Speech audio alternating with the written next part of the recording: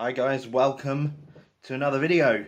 Today we're going to be doing a book review. It's going to be the first book review of the year. This is the first book I've successfully finished in 2018. I did start it actually though in 2017, so I guess it's only a half victory. You're going to hold that against me? I don't know. But anyway, the book today is The Eye of the World by Robert Jordan, which is the first book in the Wheel of Time series, which is a epic fantasy spanning 14 books, all of equal or greater length than this first one, which is over 700 pages, almost 800 pages, and has been a great source of difficulty for me to read for the last 10 years or more. But we'll discuss that later.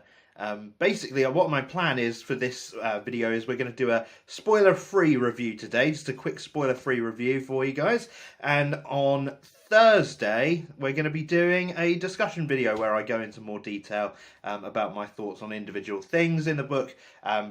It's going to be full of spoilers, so probably don't watch that one if you've not read it. But for now, you can watch this video. So what is The Eye of the World about? So The Eye of the World is the first book in the Wheel of Time franchise. I guess series is the correct term for a book thing instead of a film thing, I guess. So it's the first book in the Wheel of Time series by Robert Jordan. It is about a years ancient war between good and evil. It's very much a classic epic fantasy in that regard. The main thrust of the story is about these three guys from a small village called the Two Rivers. No, it's called Emmons. The village is called Emmonsfield, and the area they're from is called the Two Rivers. So they're from this place called Emmonsfield, and they are approached by a mysterious lady named Moiraine, who is a Aes Sedai is the term for them, and they are basically the magic users of the world. So she helps the boys flee from their village after some shenanigans go on, and they are now off to the home of wizardry in Tar Valon, where they will learn more. So it's that summary sort of highlights one of the main problems that I had with Wheel of Time, is that it's very much written as the first installment of a massive series. So to summarize it is almost impossible, because it's like summarizing just the first few chapters of a normal book. It's got a huge amount of history and detail and all of these different factions and things going on. Like, the world building in this book is staggeringly well done. There is lots and lots of detail for you to chunk into. There's lots of lore, and it's all introduced in a really fluid, seamless way to the actual story. All of the things you learn about are relevant to either the characters or the places they're going or the factions they're interacting with. And it's not all just fed to you front-loaded in a really shit prologue, like in Lord of the Rings, for example, where you have to sort of read an encyclopedia's worth of material to understand what's going on, because none of it's really woven into the story or relevant to the characters at the time.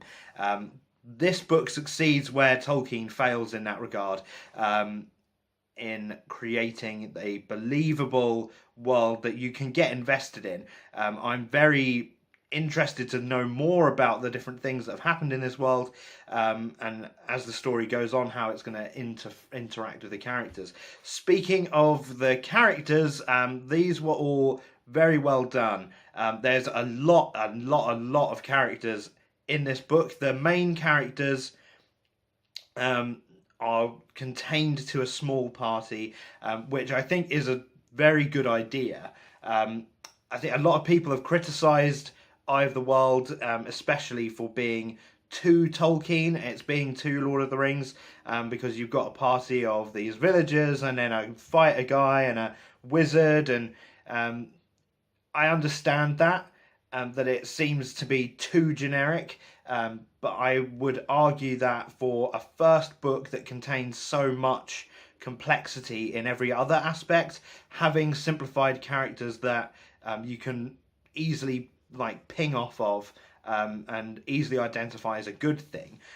Especially one thing that Robert Jordan does really well is when he introduces a minor character, like a secondary character, sub character, he paints a very vivid picture of them with just a very short amount of detail. There's no pages of description about, oh, this is bloody bloody blah from the land of Zuglong, and he was an ancient king of old, and he's got all these palaces, and it's like none of that's there. It's very simple descriptions and characters that prove who they are through the actions they take, which is fantastic. The plot of this particular book is fine, but I think it was a little thin on the ground to be the size that it is. There's a lot of padding in this book, especially towards the second act. The second act is, in my opinion, mostly padding. It could have cut out a huge amount of that or had something different happen. There's very distinct breaks between the acts in this story, which was great for me because it's made it very easy to analyze. But the first act is really strong. The second act, it just becomes bogged down in this quagmire of padding, where not a huge amount happens. Like, things happen, and we get character development and things like that, which is good, but it doesn't have a very strong driving force. After the first one or two events, things start to repeat, and I guess if you were being like a literary critic about it, then you could say that the repetitious nature of the things that happen in the text are an allusion to the themes of the book, where time is cyclical and his grand historic events repeat themselves. But I think that I'm almost positive that there is a paragraph that is repeated verbatim, like, about a different character. Like, it's the same exact paragraph, just with a different character's name, and I'm sure that this is in there. I don't want to go back to confirm because it's a huge book, but if that's happening in your book, if you're actually repeating text blocks, maybe consider cutting some of them out. That's all. So that's fine. Like, the overall though, like, the epicness of the plot is really good. Like, it does build. The foreshadowing is fantastic. I'm very interested to see where some of the plot threads go for later books. I think the romance subplot for the main character that is beginning to sort of emerge and come to the surface, that's been very well handled. It's not been rushed into. Very natural character growth and relationship building. There is one romantic subplot that just does come a little bit out of nowhere towards the end, but I will discuss that in my next video. The book does end on a cliffhanger, because I think this is one of those where the story is not as self-contained, because it is book one of a huge series, and I think it was intended always to be part of a trilogy, at least. So I can't begrudge it for ending on a cliffhanger, although I do prefer, in a first book in a series, if the story can be wrapped up more neatly, so that if you don't want to carry on, you don't feel cheated out of the story that you've read. So yeah, that's pretty much it. I mean, obviously the writing style is there. I mean, it's good, like, but there's not, I wouldn't say there's huge standout lyrical writing style, like this will win all the literary awards moments.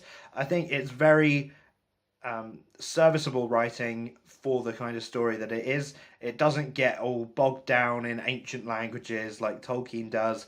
It does pull you through the story, and that's pretty much all I have to say about Eye of the World by Robert Jordan. I really enjoyed it. I am very interested in carrying on with the rest of the series, although given the amount of books I have to read this year and the size of these books and how long it took me to read this one, 14 years, I don't know when I'll get to that.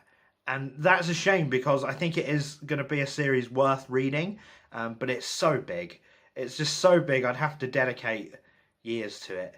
But anyway, you'll see more of my thoughts and opinions on specific things in the Eye of the World in my next video. So if you've read the book, make sure you tune in for that. If you haven't read the book and you just want to hear me talk some more about it, I guess tune in for that as well. So these videos are going to be going up on Tuesday and Thursday, so it'll be Tuesday when you're seeing this, I hope. It's Sunday now. I'm halfway through reading Dune. I will finish it by the time you see the second of these videos, and then next week will be similar videos but about Dune. So if you're waiting for the Dune content, go ahead and watch those when they come out, and now you know when they're going to be. So I've rambled on and on enough, so please do leave a like and subscribe if you want to see more of my content, and I will see you next time for more Wheel of Time chat.